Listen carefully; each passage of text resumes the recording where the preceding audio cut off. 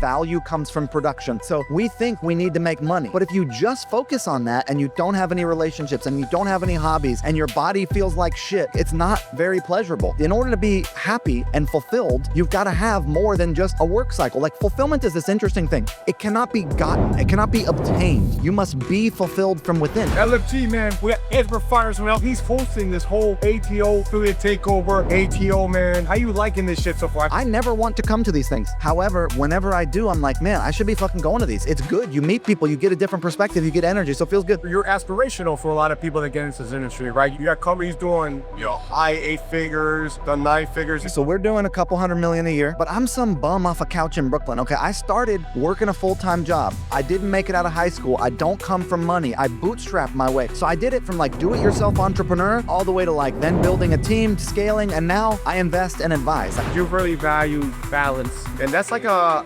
bad word for entrepreneurs. You need the skill set of intense ability to push, right? But if that is the backdrop of your existence, you will burn out. Affiliate marketers, people in digital marketing, there's an addiction. You're looking at every day. So when you have a bad day, that can affect the rest of your fucking month. People assign their personal value to the success of their business. If you then judge yourself every time there's an up and a down, you're fucked, because now you're a mental case. How do you actually do it? What are like some techniques you do? So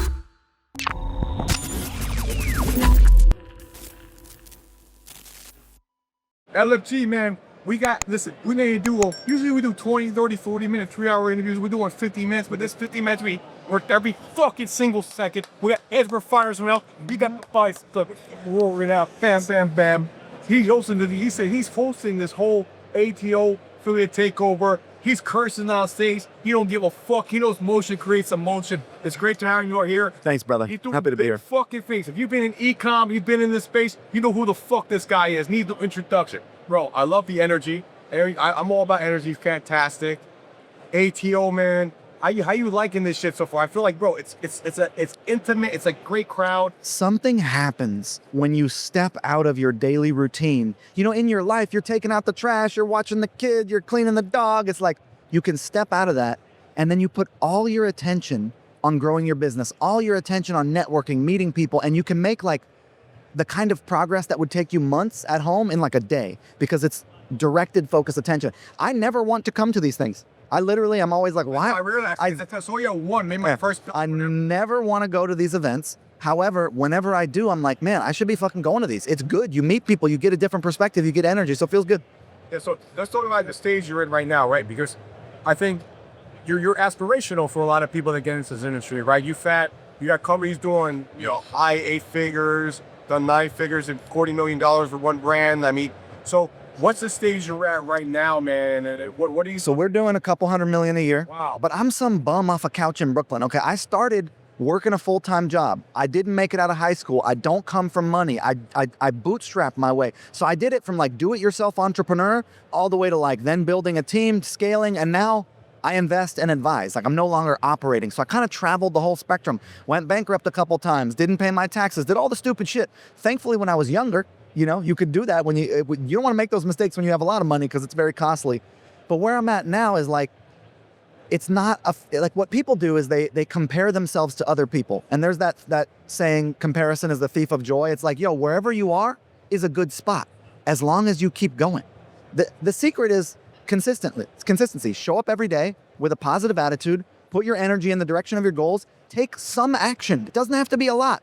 Compounding consistent action every day.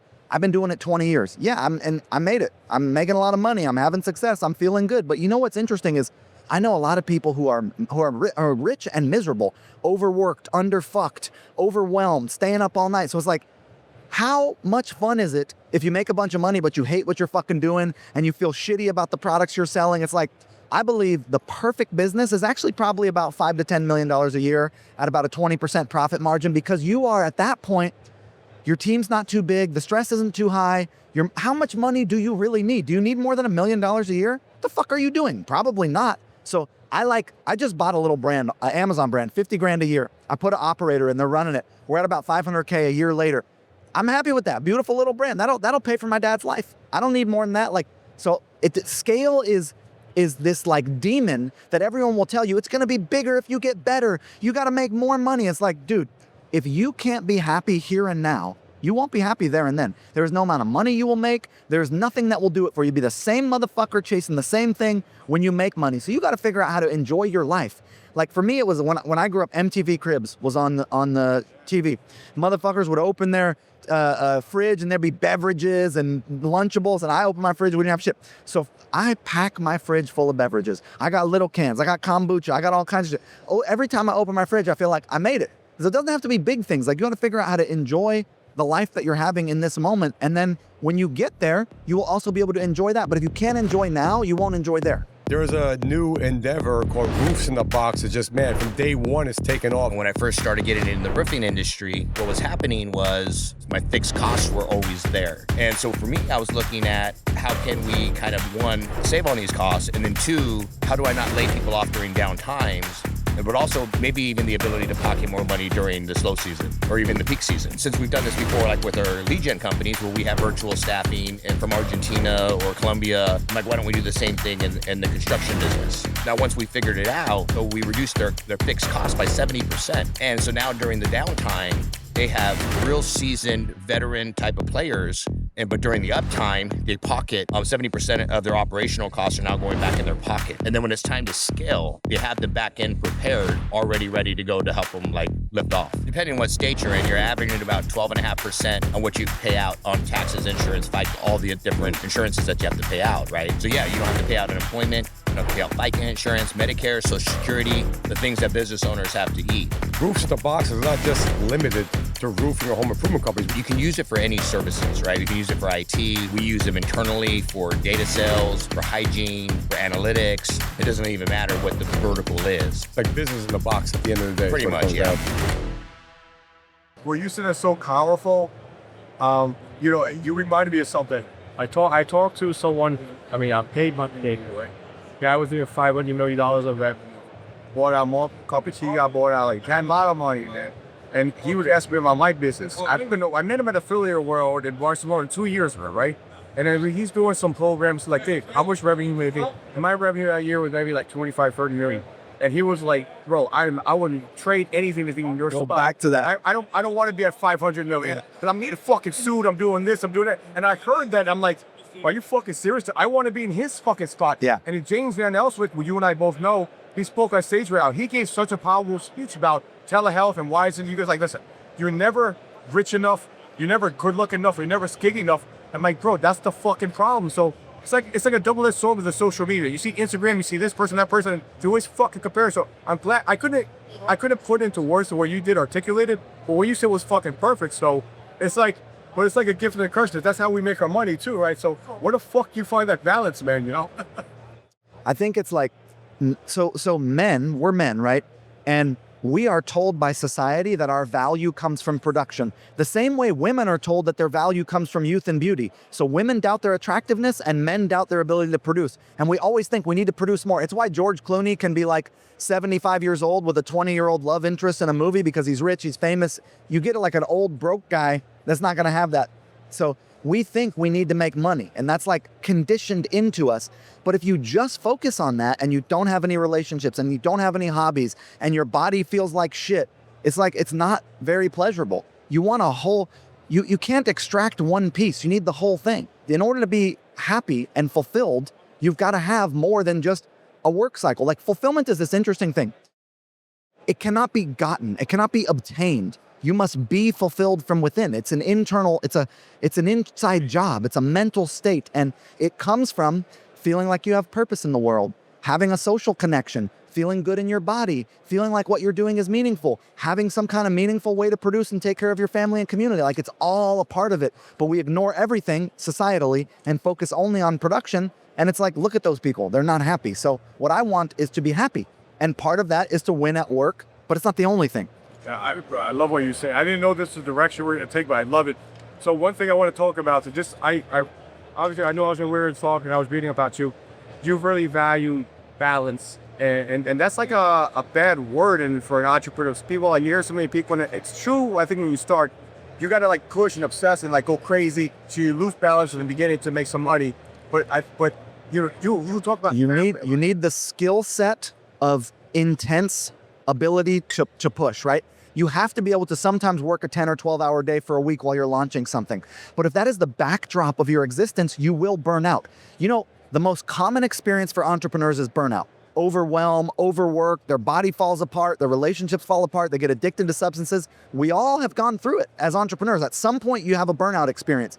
But it turns out it's a marathon. It's not a sprint. You can't sprint forever. So you have to know how to sprint, but you have to deliberately not. You have to pull back, recognize that you're in it for the long haul. It's not about what happens this year or next year. It's not about what happens 5, 10 years from now. If you can set yourself up to say, look, my goal is to be where I want to be in 10 years, then you have a better strategy, something that will actually work for you. So it's like balance is really not what it's about. It's about deliberately creating a sustainable infrastructure. So what I think about is permaculture, right?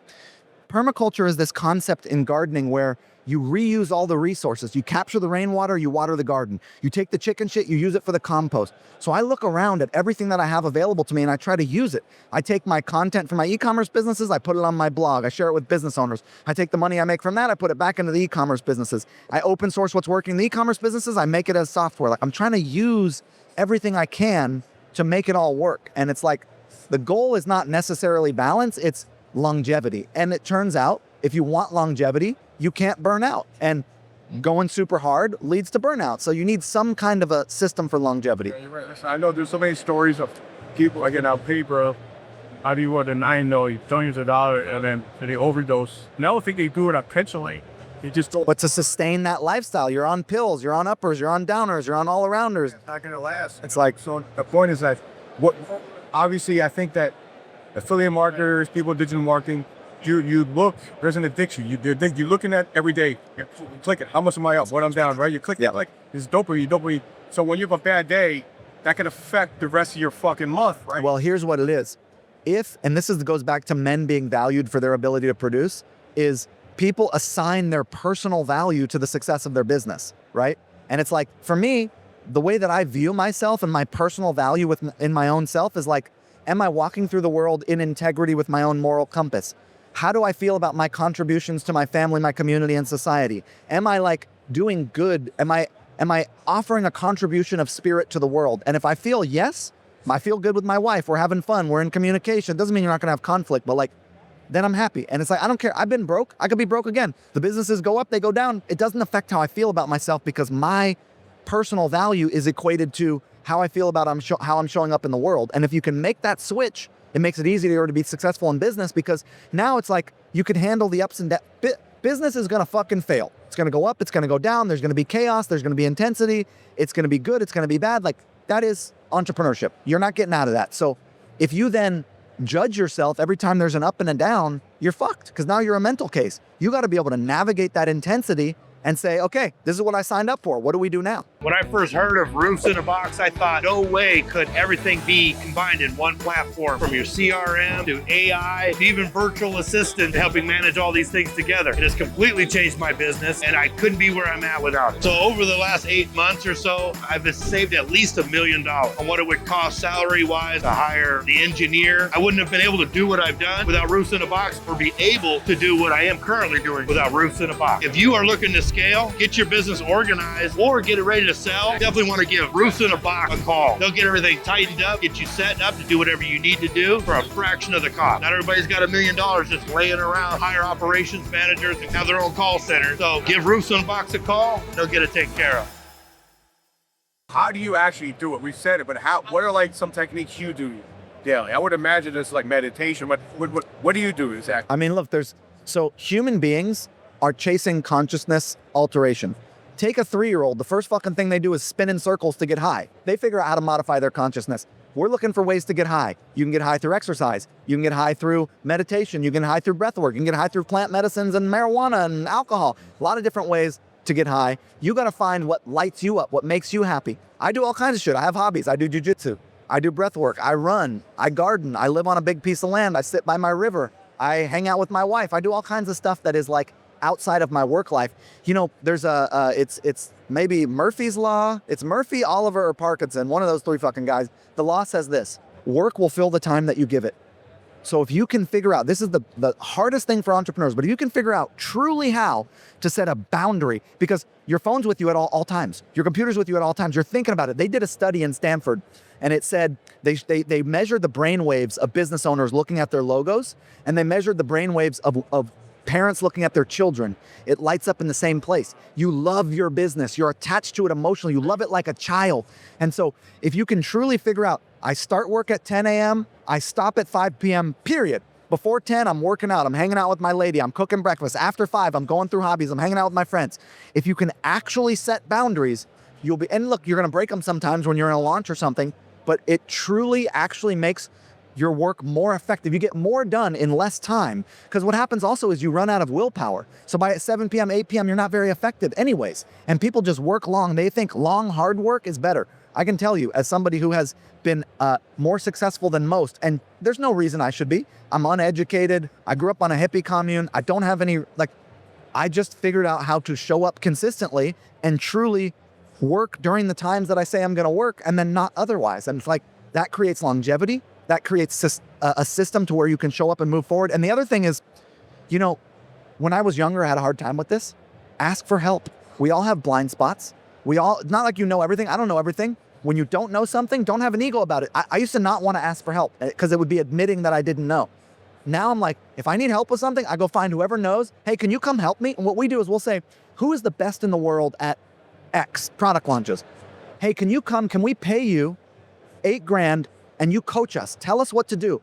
And we're not going to hire you on the team, but just give us your system. We'll pay you for it. Come coach us. And then once a month, check in with us. So we'll hire whoever is the best at this thing to help us get better at it. So we ask for a lot of help. Oh, this feels fucking insane. You drop so much.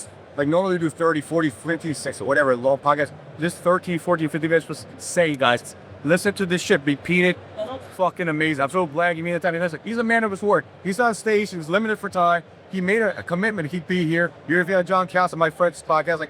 Man of work. And dude, it's funny. The busiest people in the world, they fucking figure it out. They know how to make it happen. I appreciate it, Ezra. You're gonna see him again. I got a feeling we'll see him again. If we see him in Brooklyn, thank goodness. Let's go, baby. Are you in New York? I went to NYU, up in Miami. Okay. What's up, man? I'm there. Okay, go. Let's go. This little fire, so we'll hit him up. We'll put his credentials. Listen to this shit, except for these clues. Get ready to level your shit up with the LFG Show. We travel the globe to bring you heavy hitters from all walks of life. We've been talking some serious business, from the best digital marketers, government contracting experts, to top athletic and celebrity doctors. We've got it all covered. We're talking to guys with cash in for billions with a B. And the best thing is, we're just getting started. So hold on tight. We're about to crank it up a notch. Get ready for next level networking and masterminds within the LFG community. Scared money don't make no money or honey. Hit the subscribe button, drop a like, leave a comment, and let's fucking go.